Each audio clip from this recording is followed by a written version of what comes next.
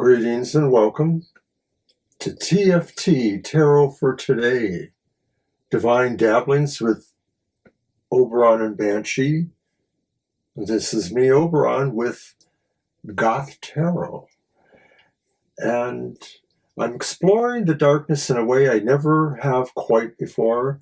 This is probably going to be the most ambitious reading that I've done yet, because I finally kind of cracked the grail in a way of something I've been trying to do for a while, to create a layered reading in the style that I normally like to do, but with the possibility of triggers that will enact the energies of the other cards in a different way, maybe in a more collaborative way than just standing for a thematically different part of the reading.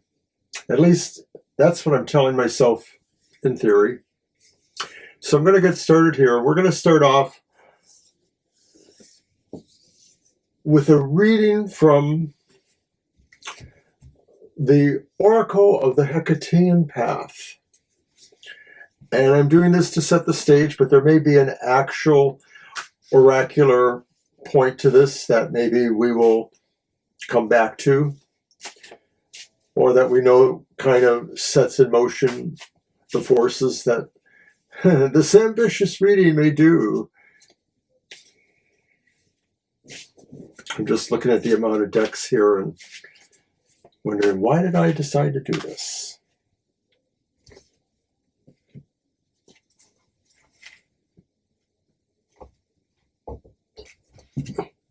I'm also using two new decks. One I've had for a long time, and I've just never had the urge to use it quite yet, and now it makes sense what I could do with it. And the other one is from something that's not a new offering, but it's new to me. I got it about a year ago, and I haven't used it yet. The Literary Witch's Oracle.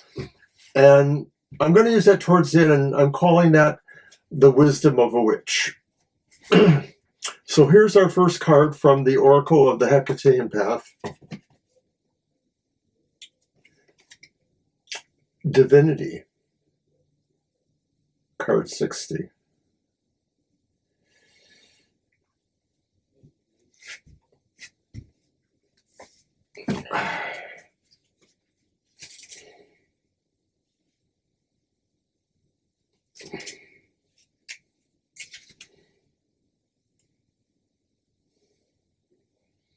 So it's called an Upper Realm card. Divinity.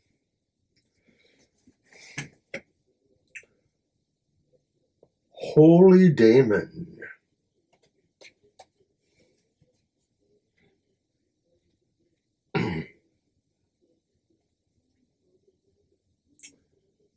The infinite serpent of the mysterious realms. This elusive emissary comes only at times of great need. This spirit works most effectively through your third eye and crown centers, whispering inspirational and divine truths. When this daemon is present, look for signs and omens around you, and above all else, listen. You are chosen to the godless. You are closer to the goddess than you realize. And of course, that's a message to those who are devotees of Hecate or of witches in general. So this suggests that our path forward is very much favored. And here you see a small part of the serving area, what we're going to be working with for all the decks. Here's another view of Divinity. And I'm going to leave that right down there. And I'm picking up the Murder of Crows in my Tree of Life setting.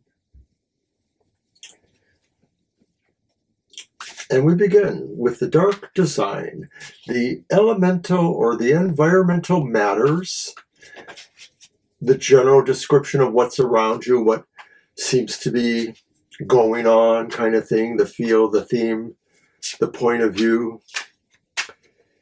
And I'm using the Murder of Crows, but there will be trigger points in this part of the reading.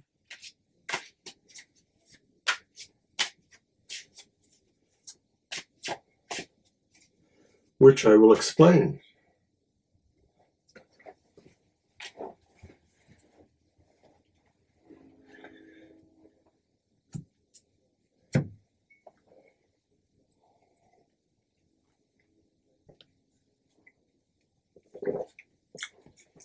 So the three cards,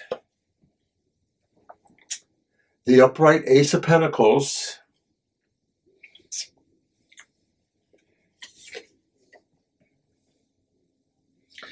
the upright Queen of Swords,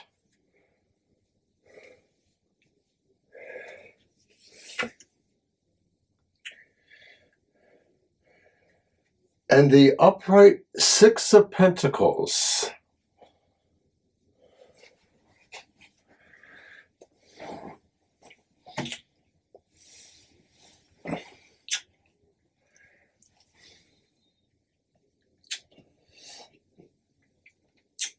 So, upright Ace of Pentacles suggests that right now there's a beginning of something that is very materialistically ordered. It could be new jobs or new economy situations that are going on. And this is something affecting us, the Goth collective. So this could just be an emphasis on our own occult dealings, our own dealings with the economy, either or. The Queen of Swords is upright here in the middle and suggests that this is a time where we have to make harsh decisions, that maybe we are the only ones that understand the righteousness of our decisions or why we are compelled to do them. And we don't really care that much about how others might feel about them. And then the Six of Pentacles, which is upright, suggests we realize we have to support others. And part of this could be the overall idea about how everything's changing the economy and in the way life is being ordered right now through, in America, a new administration that is changing a lot of protocols and things and possibly making it a much more serious time for us to have to consider being supportive of everybody here. Now, I mentioned that this reading would have trigger points, and so I'm going to do the trigger points. And the trigger points were previously decided. So if I have drawn either a court card, a major arcana, or an ace, this compels me to use the newer Midnight Boulevard and draw an additional card for any of those and add those to the reading. So here it is, the Midnight Boulevard.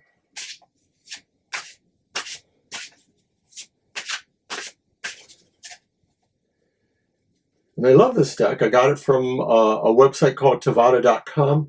They have a lot of beautiful things. I don't make any money by plugging them. You know me. I'm just mostly interested in the beauty of the art of tarot. And I like using it especially for Goth tarot. It's an intriguing look into darkness.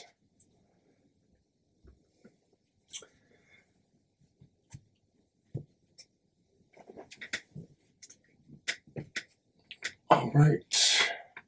So I am drawing cards based on the fact that we did pull the trigger cards. Our first card was an ace. Our second card was a court card, the queen. So when you pull an ace, you draw Midnight Boulevard. And this particular thing means that these are qualities that pair with the new beginning. And it's the reverse King of Pentacles. There he is again. So that, to some degree, pairs with this. I'll give it a little room there. And new beginnings that may be starting and maybe have economic factors to them. And I mentioned too the idea of maybe because this is affecting us in the Goth community, that maybe this is about our esoteric manners and ways. But the reverse King of Pentacles says we really need to have control over this. And that if any of this is being utilized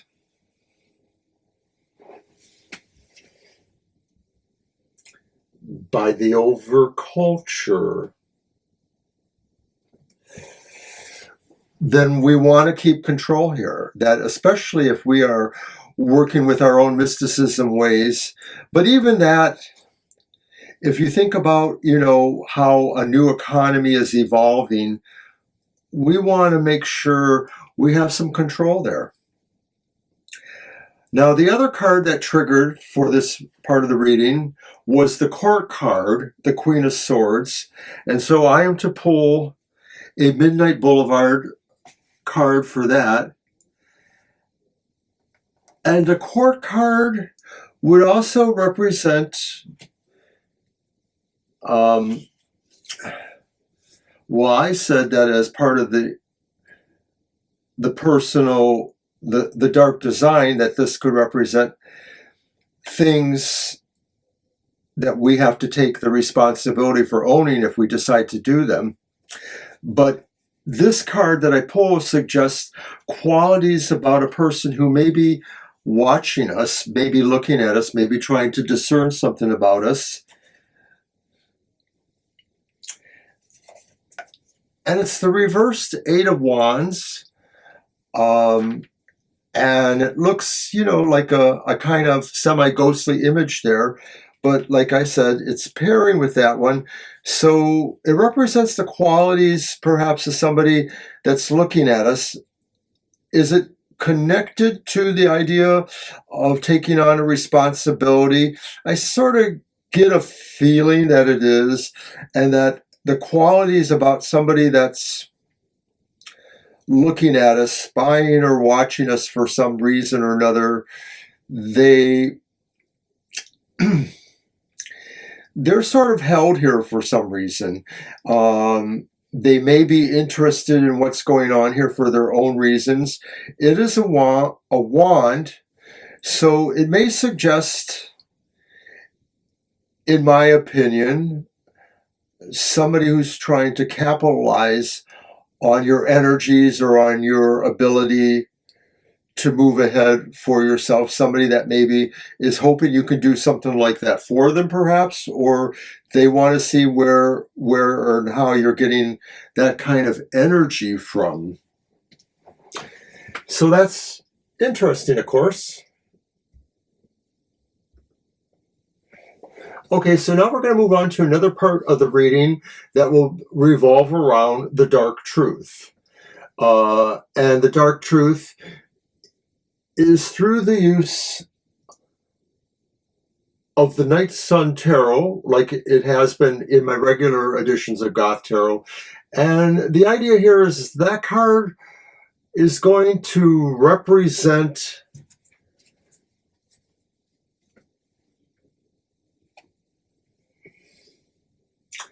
what should matter the most to you, or what is mattering the most to you. It represents a truth that maybe you can't quite escape from.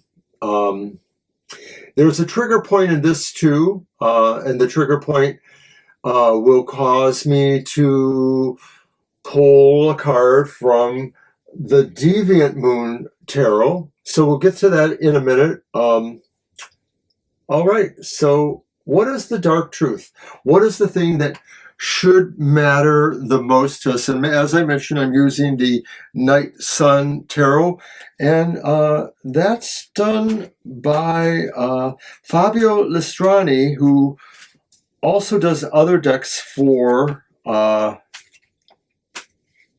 Llewellyn Lo Scarabeo. I'm trying to think of the one. Oh, yes, it's the Santa Muerte Tarot, which I almost considered using for today's reading, but I didn't.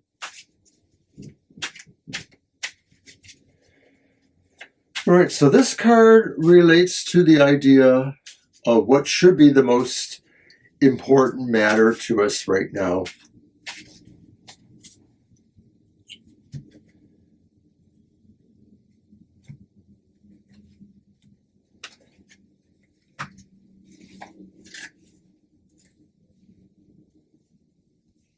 So, and we didn't trigger. If the card was reversed, we would have triggered. So that spares me the energy of having to work this in this time. However, it is the Four of Pentacles. So the truth that matters the most, or the matter that should matter the most, quote unquote, is the upright Four of Pentacles. And that is saying that we may have to really pull back and hold onto ourselves, our resources, to protect ourselves in the situation, perhaps, wherever it's going. All right, so I'll just leave that there. So that takes a little wind out of the sail there. Won't have to move on from there to another deck I might have used. But now we'll move into the Dark Secret. And the Dark Secret, I'm going to use the Secrets Tarot for that.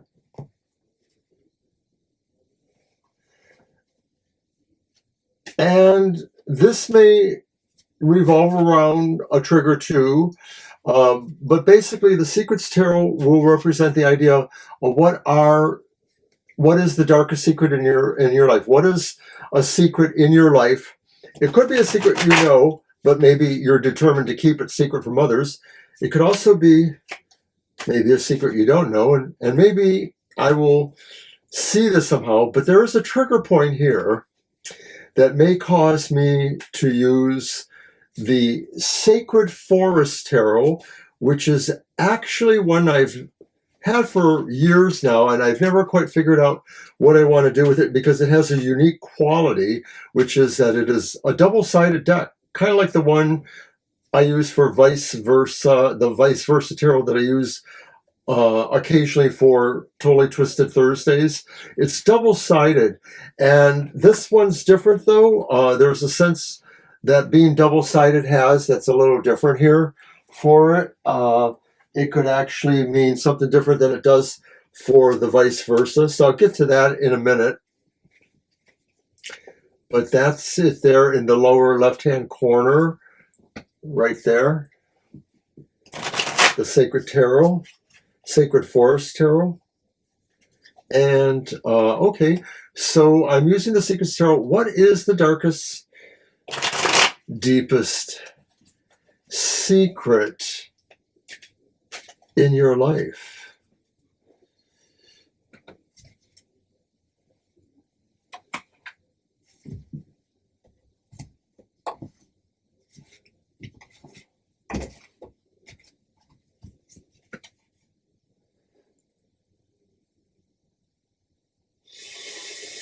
And it's the Knight of Chalices. And I like how we're getting a number of other court cards showing up here, like we had this King of Pentacles show up in addition to the one from the Murder Crows. So the Knight of Cups or Chalices shows up here.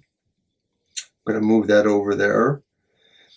And This may say that you want to be, or you feel you are moving towards some relationship, something really that instills romance or beliefs in love in you, or that is welcoming to you, or that feels like it's a romantic encounter of some sort.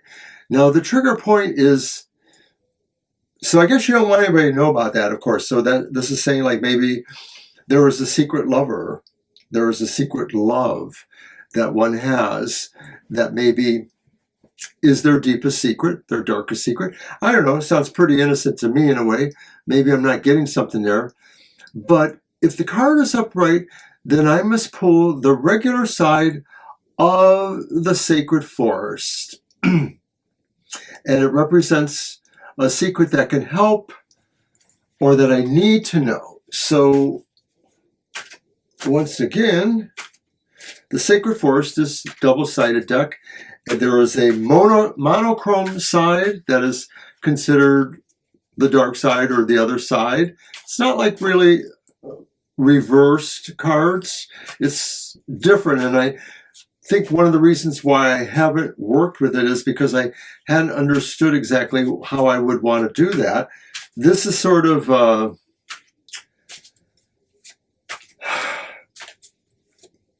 shortcut by doing it for Goth Tarot here under these situations. So let us see what we have.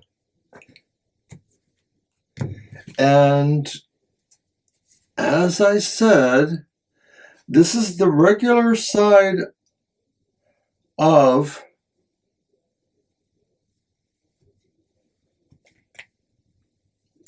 the sacred forest, the secret forest, and it's temperance, which is also upright. Because I was supposed to pull it this way anyway. Well, it's upright, not reversed. That's what I'm getting at. So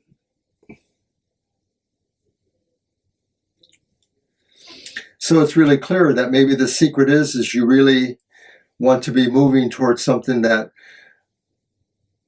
whether romance is really a part of it or whether it's just emotional groundedness, the idea of temperance, you know, the cups. You're not so concerned maybe with some of these other aspects. I don't know, you are in a way, but this is why. The secret is because emotionally and deep within you, spiritually somehow, this is the important thing for you, and that you want to bring balance and temperance to this whole situation. And it sounds very evolved when you consider the divinity card at the beginning. So it sounds beautiful so far.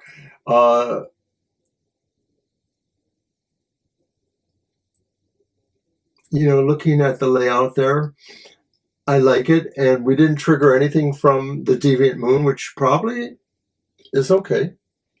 So now it seems like before we wrap it up, we're going to do something else that could be different. And this is the darker part of the reading. And I call it the dark shadows, your dark shadows. And these are things that maybe have effects on you that could interfere or be a part of the situation. So for that, let's see, how am I going to do that? Here's what I said I would do. I would go back to the Midnight Boulevard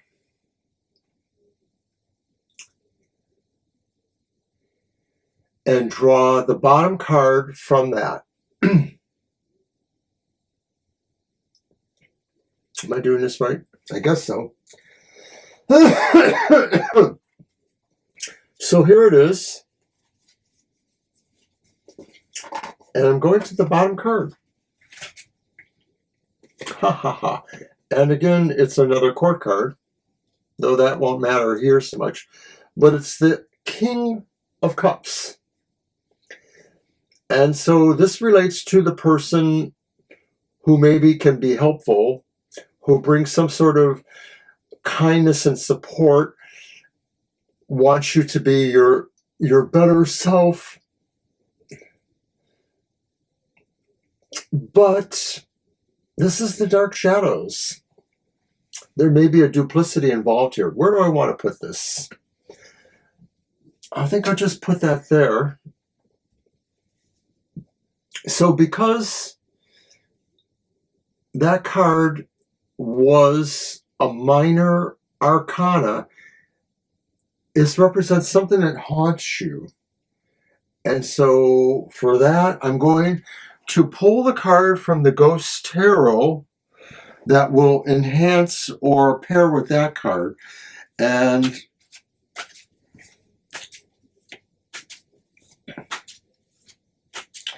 so that's what this card represents, is what haunts you. Does it haunt you because you don't see yourself being this? Look at these other cups here in these situations. On the other hand, you have the reverse King of Pentacles, and you have a Queen of Swords who's not afraid to do the right thing in her mind. Curiouser. So, what haunts you?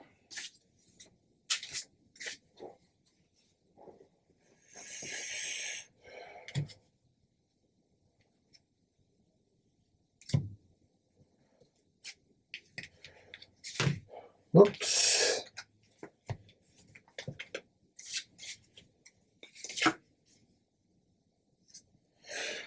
It's the Nine of Cups. What haunts you is you feel you never really get your wish. You don't really get to enjoy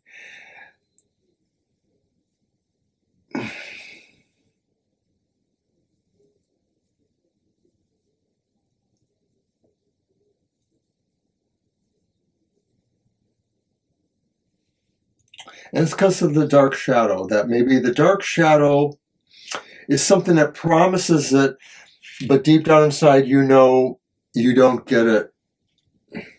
It's not for you. It sounds like I'm reading for myself, really.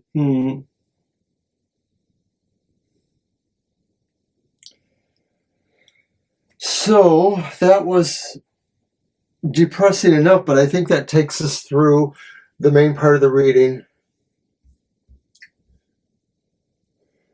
Last card is from the Crow's Magic Tarot, and it is your dark magic. What are your powers or resources?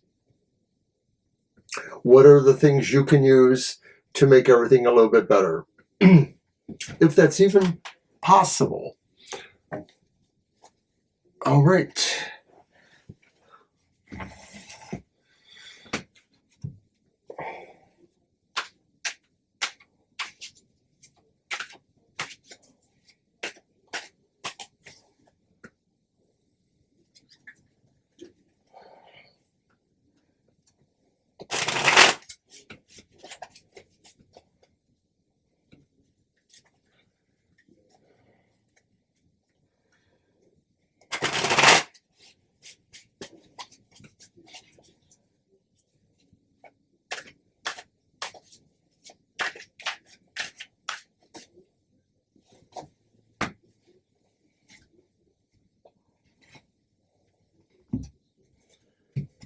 What is your dark magic, your dark gift?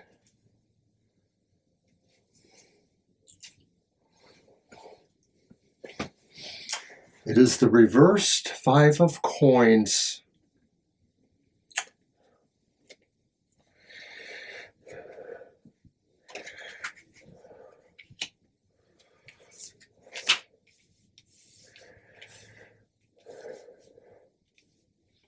So the reversed Five of Coins, your dark gift, your dark magic, will be your ability to find your way back in to the circle.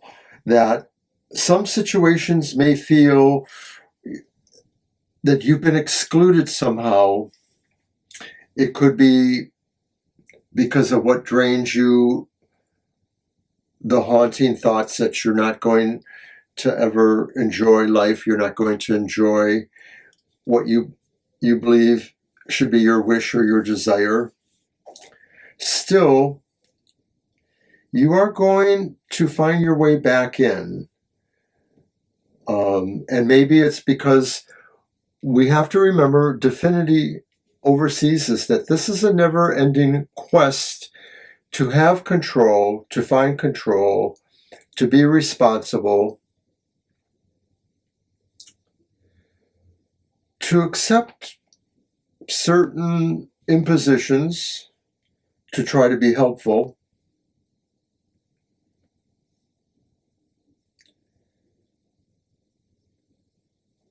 To understand what's most important,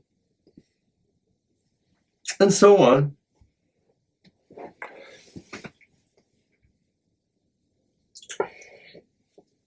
So now I'm going to give a short reading from the newer deck I mentioned, and this is called The Wisdom of a Witch. It's from the Literary Witch's Oracle.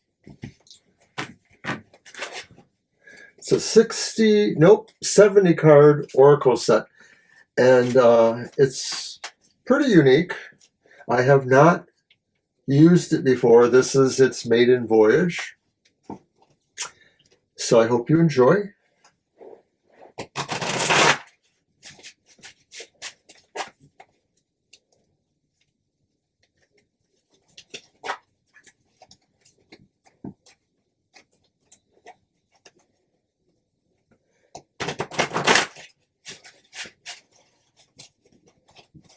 And remember, this is a collective reading, so not all of it may resonate exactly to everyone. I welcome your comments. You can write me, care of TFT Tarot for Today, that's one whole word, at gmail.com. You can also leave your questions here in the comment section for this video, and I will try to get back to you reasonably soon. I'm usually pretty good with that, so. All right. So from the Literary Witch's Oracle, The Wisdom of a Witch.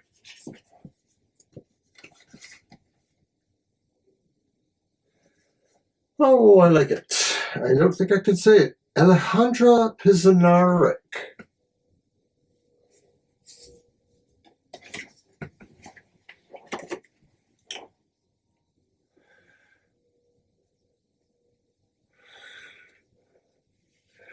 So I guess you get to share top billing.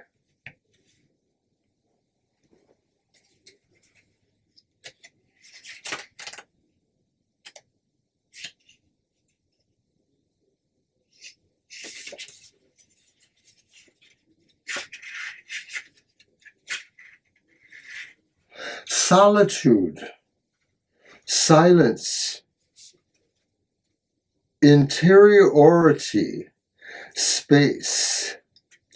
Born to Russian Jewish parents in Argentina, Alejandra Pizarnik, 1936 to 72, was educated in both Yiddish and Spanish, but wrote in Spanish. Her poetry of imagistic, purity, and surrealist influence summons themes of silence, absence, madness, and death again and again. Her own struggle with depression led to an intentional overdose of Seconal at the age of 36. Already idealized by Spanish-speaking writers, her genius deserves a global readership.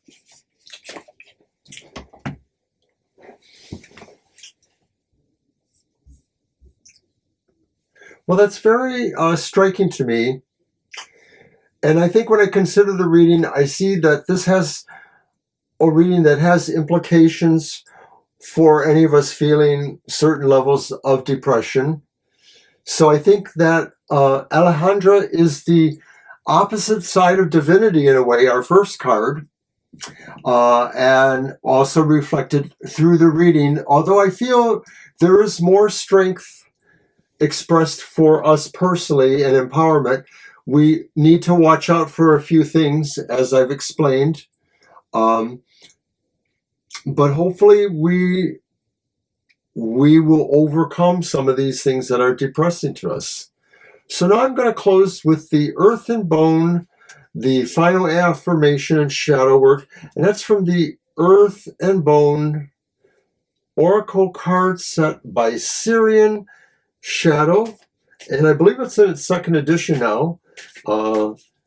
It's pretty good. I like it. So hopefully you will too.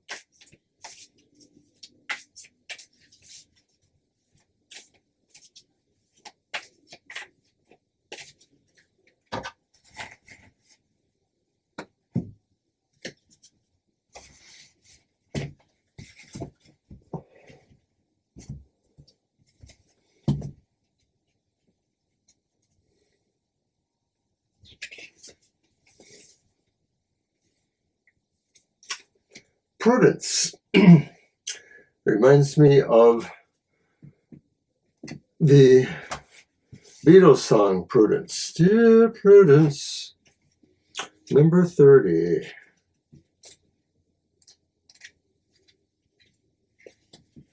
And I want to put this one right here. I'm going to put this one by the Queen of Swords. Let me hold it here for a minute, though. Prudence. You may have people in your life who do not share your values or opinions, yet you can still coexist and walk hand in hand because you're self-assured. Everything you see, learn, and believe is absolutely okay in your reality, and everything someone else knows and believes is perfectly acceptable in theirs. It's critical at this time that you keep healthy boundaries. Others should not force their ideas, views, or perceptions on you, and you should not tell anybody else that their ideas, beliefs, or realities are untrue. Your sole objective in this moment is to be true to yourself, and that is all you need to think about. Understand the distinction between sharing and forcing. Sharing ideas, opinions, and experiences is a form of energy exchange, not imposing them on others. You can ascend if you fully embrace your existence here and now and listen to your inner knowing without acting like a victim, a bully, or a hero. You may have to spend some time in nature, healing and reflecting, meditating, and getting away from the surroundings or people who are limiting your growth. In order to grow and develop, you may need some solitude. That doesn't imply you have to eliminate people, places, or things completely, but only if they cause an imbalance and cause more harm than good. You can walk beside others while existing in your own reality.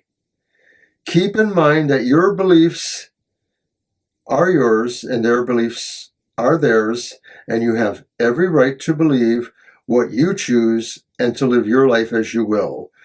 Develop your own beliefs and live trusting and grounded in your reality. Accept yourself completely. Everyone has the right to their own reality. Affirmation. I'm in a constant state of harmony. I allow myself to feel deeply.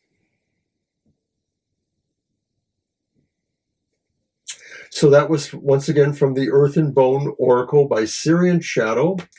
And I also used the Literary Witches Oracle for the Wisdom of a Witch. Other decks I used were the Midnight Boulevard, the Night Sun Tarot, the Murder of Crows Tarot, the Ghost Tarot, the Oracle of the Hecatean Path, the Secrets Tarot, the Crow's Magic Tarot, You get the picture. I used a lot of tarot decks. So it was a little bit overdone perhaps, but I do hope that you get something out of this that's good. And like I said, let me know what you thought of this. Don't forget to watch our other shows this week. Happy Hours on Saturday. Banshee's Material Matters is on Sunday. My other show's on Friday. There's a live show tomorrow night on Friday. And that's it for the week. So we'll see everybody. Bye.